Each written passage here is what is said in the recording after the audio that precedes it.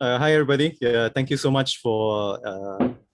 I was just asking the admin in the room that you guys have been here since this morning, so it's been a long day. And thank you so much for sticking by us. And I just want to congratulate you once again for just celebrating, this 75th year, if I'm not mistaken.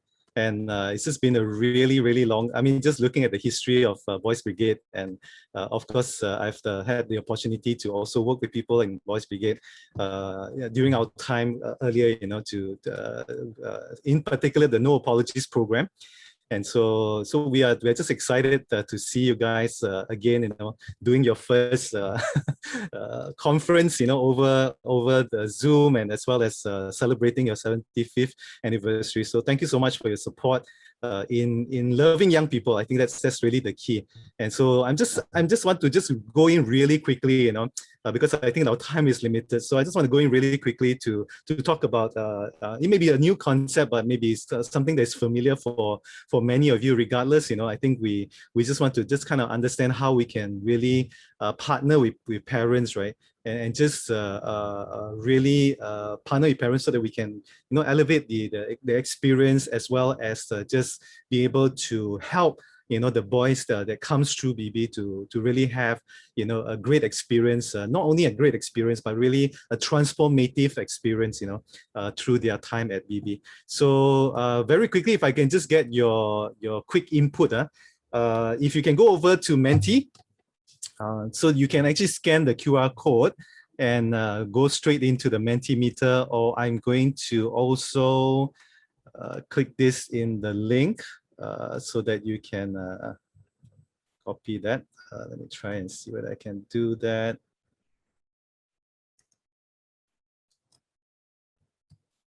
Okay. Are you guys there? Okay. So basically the question I want to ask you, if you can just help me with the response, the reply, is what are some of your challenges working with parents? I know some of you are parents yourself, some of you are not. I thought it'd be interesting to just hear from you, just get a quick overview, right? What are some of the challenges that you guys are facing when it comes to working with parents? Okay, can you guys go ahead and help me with that?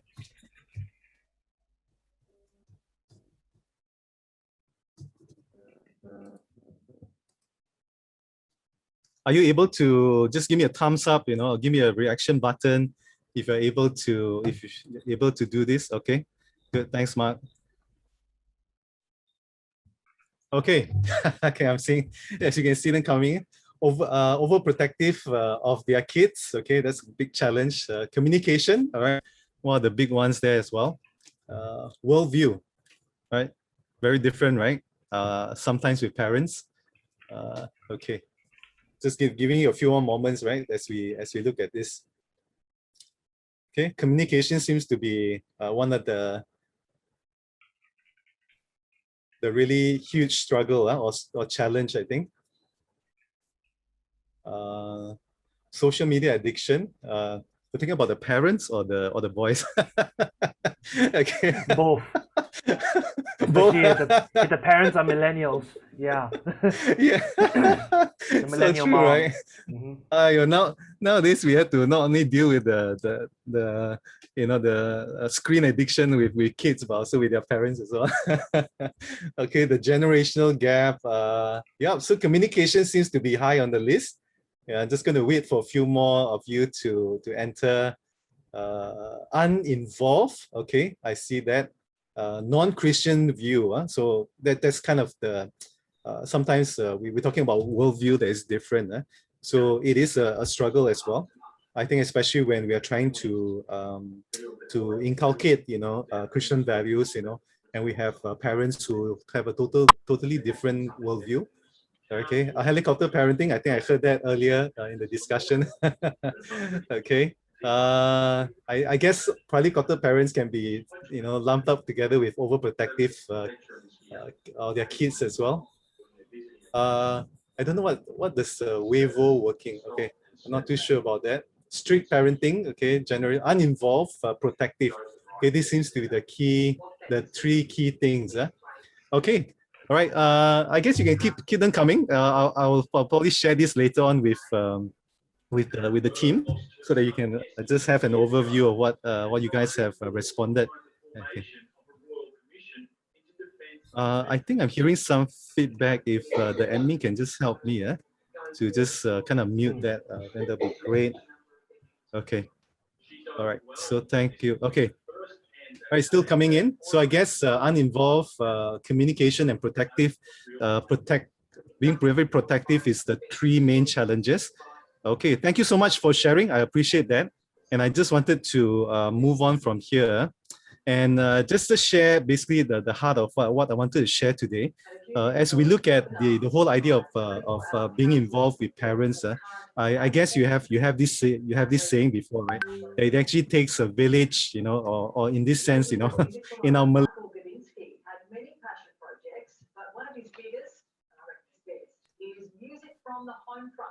Okay. Okay, that's not sorry, me, we're right? looking, Because we're I looking can, for, we're looking yeah. for that white noise there. Okay. One of this year's highlights will be a performance by the Royal Melbourne Hospital Scrubs Choir. Made up of Okay, frontline someone from workers. Australia. They are fantastic. Okay. They performed when COVID was at its worst last year. Someone is tuning in on both sides of the breakout room. Okay, anyway, I'll just continue while you'll find that out.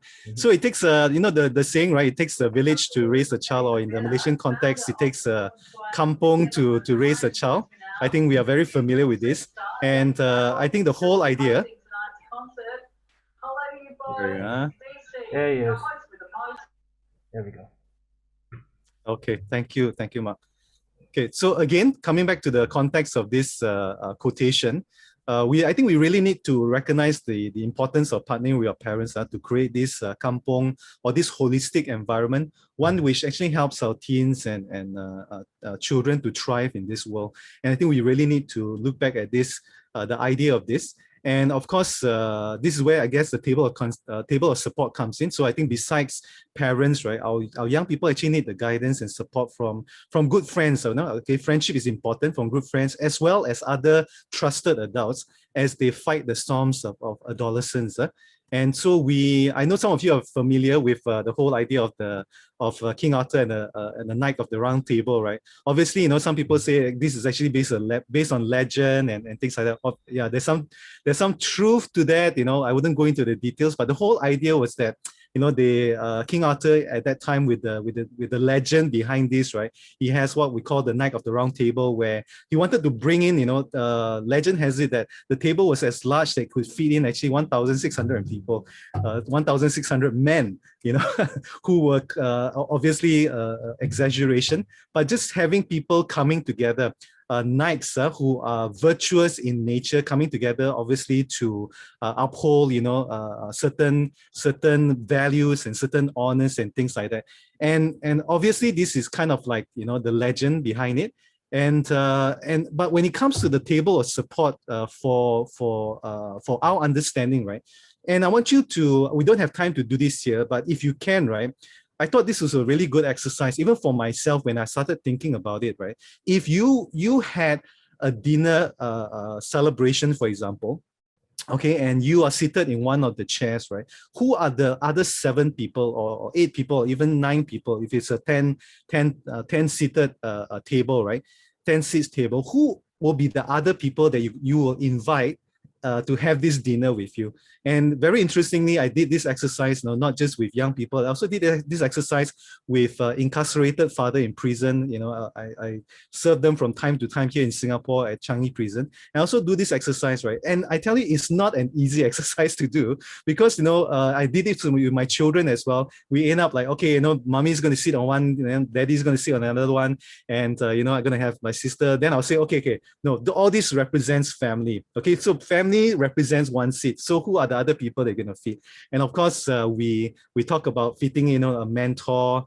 You should have a mentor. So the whole idea of this, right, is that we fill our table so much so that these are basically people who can actually influence our life, not just our mentors, not just people who we look up to, but it will also be people we are mentoring, and even have a person who is not of the same faith, not of the same race even, to actually enrich our life. And so this concept basically goes back again to our children as well, that, the role that you guys play as officers, right, is very important in the lives of young people, because, young people actually need the input. And of course, the study, the long-term study, short-term study, right? One in particular that is done by by Texas Children's Hospital, a longitudinal study that's done on adolescents, right, basically show that when there is more significant and caring adults involved in the life of the teenager, right, they are actually more likely to make good decisions, and they actually would, and this having many more concerned people in their life, right, actually lower the risk, lower the health risk behaviors such as smoking, drinking, as well as premarital sex, right? So the more involved people in this table of support, right, the more likely they are to actually live a healthy lifestyle. Besides that, the other research that I've cited, in great details in recent years, right, is this by Search Institute that shows that parental involvement, obviously, parental involvement is the key. And so instead, I think for us, for you guys as leaders and officers, instead of replacing the role of parents, I know some of us feel like, like you say, in some of the mentee respond, right? Some parents, it's just so hard to get them to be involved, not just involved in the activities of VB, but just being involved in the life of their children sometimes can be a big ask. But I think the key thing is that we at least have to go back, right, to know that the parental involvement in the life of the teenagers and children is very important. So again, a big study that's done by Search Institute, if you have time, go and look it up. Search Institute basically came up with saying that, okay, through their 5 million survey, as well as their decades of study, right, shows that young people need the more developmental assets that they have, the more likely they are to actually thrive in life. And so one of the key things, right, they always go back to is basically the parental involvement. And I think this is key when it comes to, besides parental involvement, right, parental involvement to look at the area of support, empowerment, and all these other things that is mentioned here. But besides this, right, when it comes to support, right, this is where, it says that, not only parental involvement is important, but they basically need the support of mentors, the support of other influential people in their life in order to help them thrive. And so we go back to the scripture, it says here, whoever, obviously, whoever walks with the wise become wise, and, companions, but the companions of fools will suffer harm. And the whole concept of two is better than one. And so we really need, I think the key thing here, as we talk about parents, right, is to really to strengthen that the table of support rather than find replacement for it. And so I think when it comes to the approach, right, when it comes to parents, I know, sometimes it can be really difficult dealing with parents. And I want to leave you with 3 approach. I believe, you guys have been doing this for many years, and maybe we can strengthen that, and help our parents, to feel more belong, especially, when it comes to the whole area of serving, of the children being involved at BB. So I want, just as much as you guys love, the boys and the young people in your care, we also need to learn to love the parents. And so I want to leave these 3 points to you, the LUV approach, right? And the first one is basically, it's called linking up. And this is where it says here that the subtitles say here, right, the authentic or empowered partnership. And so we probably, like many organizations that works with young people, we see, I believe we see that the parent component, right, is very important. I've been serving with the No Apologies program, the sexuality curriculum that we do with young people, right? This is my 19th year, and I'm still doing it, training other people, and still doing this program, helping people to use this program. And one of the biggest gap that I see really is, the parental component. And that's why in recent years, right, we have developed, certain components to actually bring parents on board, to help them realize, right, when it comes to the topic of sexuality, in particular to what I'm doing, right, is that parents also play a very important role, because parents should be the first source of information. And many parents feel that they cannot be, because maybe they are not equipped, or they feel that they don't have enough knowledge. And that's why we felt that this was very important. The reason why I brought this up, right, is because in recent years, we have also, in a way, because again, with the pandemic, right, we realized that probably one of the important things we needed to do, right, in order to get young people to come on an online workshop is to actually get the parents involved, because just expecting, the kids to come on their own accord, right, to a workshop on sexuality, will probably be near impossible. So the strategy that we employed, right, was actually to send out information to parents and says, would you be keen to sign your kids up? Obviously, we don't allow the parents to attend the session, with their kids, because if they do that, then the young people will not be involved at all in the workshop. But getting the parents involved, right, actually gave us a new dimension. So by just linking them up initially, we tell them what the program is about, get them to sign their teenagers up for the program. Then after that, we go through the program with them, and we don't stop there, because after the program, we send a follow-up email, and just basically telling the parents what the teenagers went through in our programming, and just getting them on board as well, right? And that's what authentic and empowering partnership looks like. So when we got in touch with them, right, I just want to share with you one of the responses that we got back from their parents, right? And basically talk about, how the program was able to directly impact their child right after the workshop. And to be honest, right, we have never heard about this, right, if we didn't spend the effort. I tell you, it is actually quite tedious, administratively exhausting to actually write to every parent, to get them, to follow up with them, telling them what we have done with the children, with the program. But because of this, right, because of this thing that we did, of contacting the parents even after our program with the teens, right, we have gotten responses like this, where it not only serves as a contact point, as a linking up point with parents, but it also serves so much as an encouragement to us to know, right, that our program has been effective, with the young people. And so this is linking up, and the linking up has to go beyond traditional means of just sending them information once a year or periodically, but really with the confidence that we have, right, to really speak to the parents, right, and get them involved with whatever program we have. So the next one is basically understanding them. And just as we struggle with parents, because of all the things that you mentioned, the challenges that you mentioned, right, I think we as officers and leaders, right, of young people, we need to have a paradigm shift as well as a positive mindset when dealing with parents. Because if we don't, right, then we can actually be sucked into this whole us versus them mentality. Okay, so this is where it becomes dangerous, because then we will always listen to the teenager side, right? And basically, complaining about their parents and the struggle they go through. And because we love young people, so we will be unhealthily sucked into this whole us versus them.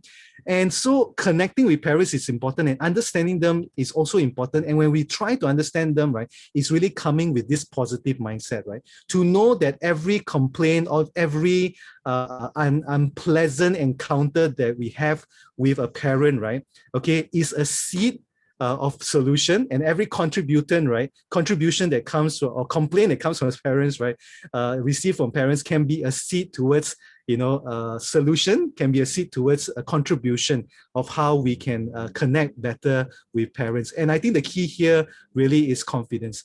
If we are confident in what we do, and we are able to communicate, the values, the passion that we share, for young people, I tell you, parents will recognize that.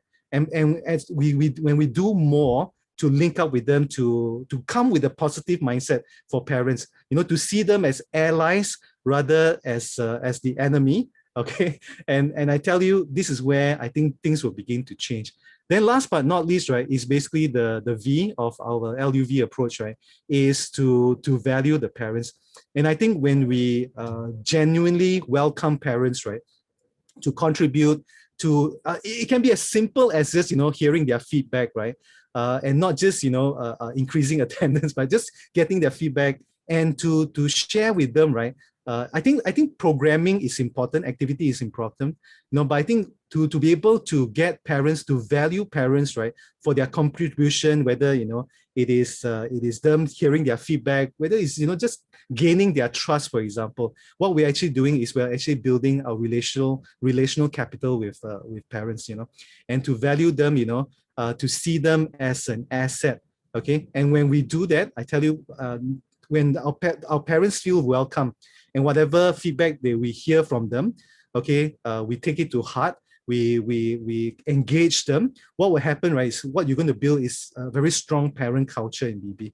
And when the parent culture is strong in BB, what you're going to get, right, is that parents not only are, buy into your ideas and to your passion and to how you are reaching, the boys, but they will also in turn, right, reach out to other parents.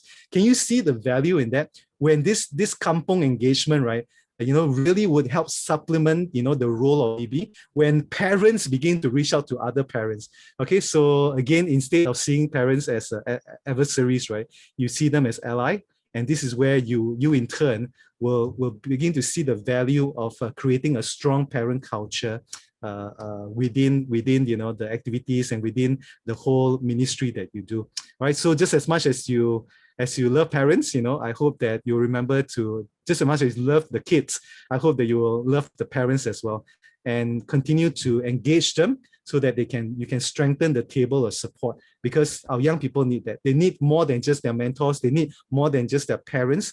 And if we can show them the value of this table of support and strengthen the relationship between, all the people that are representative, in this table of support, I'm sure, the experience and the transformative experience that our boys go through will be even deeper. Right, so this is what I have for you. Yeah, thank you guys for listening, and I'll just pass this time now back to Mark to facilitate some of this Q&A if you have any. Thank you so much, Mr. Joshua. Indeed, we need to link up. We need to value them. We need to value the parents as well. Remind me again, what is the U again? Understanding them. Understanding them. Okay, cool, yeah. Cool. Yeah. So to link up with them, to understand them, and to value them, and to actually not look at them as our adversaries, but actually look as our partners. Because imagine the parents being able to expand out to other parents. Thank you so much for that. We are coming now to a time of Q&A, and thankfully we have quite a bit of time to actually engage with Mr. Joshua. So if any of you have any questions in the chat, or if anyone would like to vocalize their questions, please go ahead and do so now. We only have a few minutes, so I think we can take about 2 questions.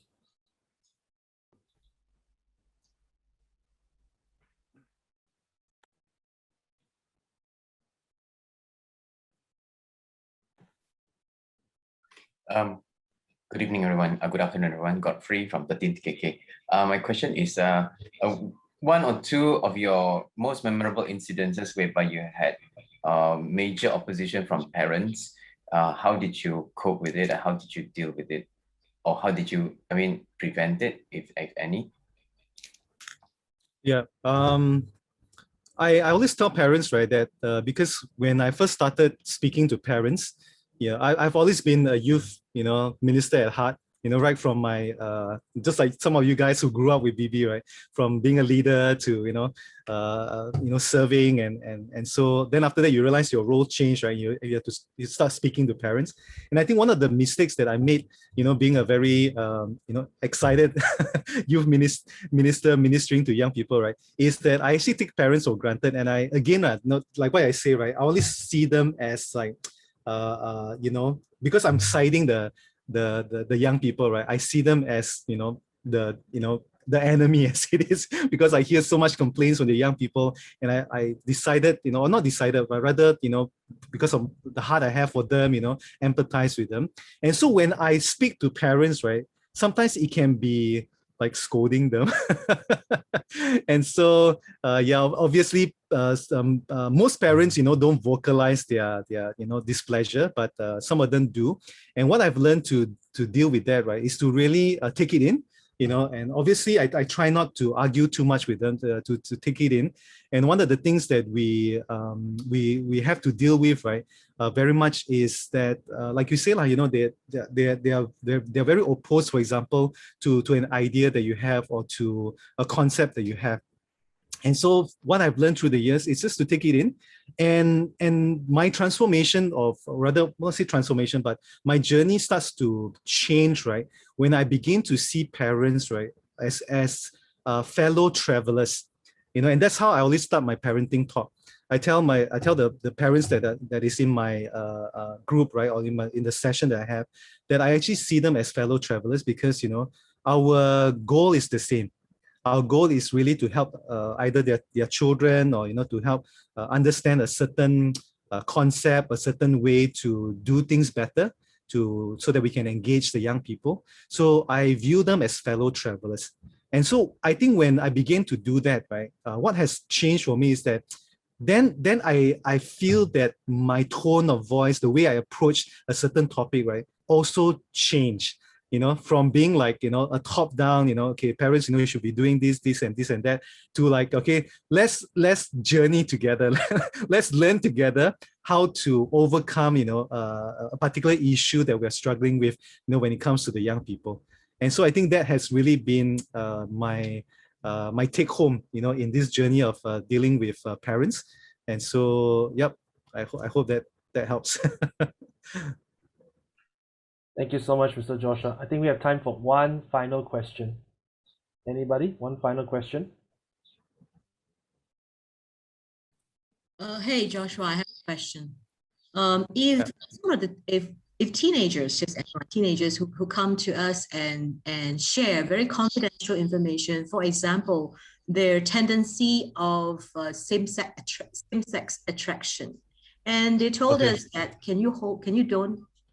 and they hold us confidence that they don't want us to share with the parents. And what approach would you support parents? I mean, in cases like this, I mean, quite a few teenagers, who think they like same-sex peers. Yeah. Also, I think that one is Team B session with Reverend Edmund. I guess it's one of yours. Yeah, when it comes to situation like this, I would definitely respect the confidence of the teens, because I always say, right, when it comes to teens confiding in us, okay, or children confiding in us, right, unless there is an area where we think it's going to be life-threatening, right, then I would intervene and basically again, get their permission. But even if without their permission, I say, okay, because I cannot keep quiet about this, because this is either it's life-threatening, or it's something that involves like an abuse, or something that involves that has a criminal nature to it, right? These are the two things that I would not basically keep quiet and protect the confidence. Obviously, I would encourage them, greatly to allow me to share with other people. But if they don't, then I wouldn't keep quiet, because it's life-threatening, or is basically an issue of some criminal thing that has happened. But when it comes to sharing the confidence, right, basically I would keep that, okay, but I would not take it as a one-off thing. This is where I think the more discussion and more dialogue needs to be done with this particular teenager, and to a point, right, where what my intention of having follow-up discussion, with the struggle they are going through, is coming to a point, right, where I can bring them, to either, talk to a counselor, okay, or to basically get their parents involved in the discussion. So many of the teenagers may not be ready to do that just yet. And I don't want to betray their trust by just going and talk to the parents straight away. Okay, so I would protect their confidence, because if they told me in confidence, right, then I have to protect that. But my goal, right, will be to continue this conversation until I can bring them either to talk to a professional, or at least bring their parents involved in the conversation. Right, so that will probably be, the quick answer to a very complicated problem, a quick answer to how I will approach it. Yeah, so the intention is to, yes, protect it, because this is not life-threatening, but yet at the same time working towards the goal of getting them to have a further discussion, either with an expert, or even to the point where we can get their parents involved, right, and to have this discussion of how they can actually assist them, in their struggle, basically.